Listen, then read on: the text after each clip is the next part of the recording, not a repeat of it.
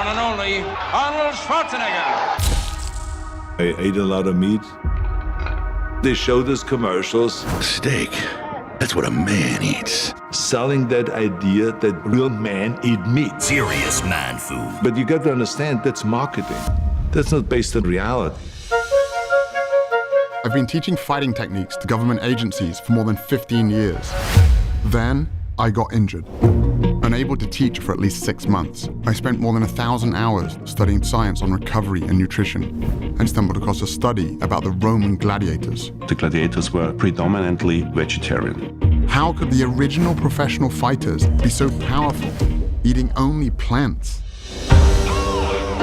When I made the switch to a plant-based diet, I qualified for my 3rd Olympic team. I broke 2 American records. I was like, man, I should have done this a long while ago. When I went plant-based, I wasn't sure if I was gonna survive. And I actually became like a machine. One of the biggest misconceptions in sports nutrition is that we have to have animal protein to perform at a high level. That's just not true.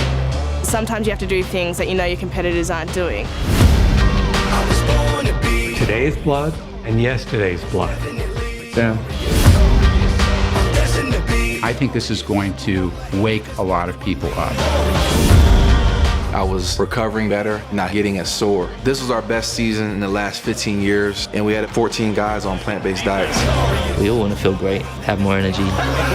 Cholesterol was 276. Today, 169. Whoa, now you're talking. Most guys my age can keep up with the grandchildren. My grandchildren can't keep up with me. It's not one set of dietary guidelines for improving your performance as an athlete, another one for reversing heart disease, reversing diabetes. It's the same for all of them.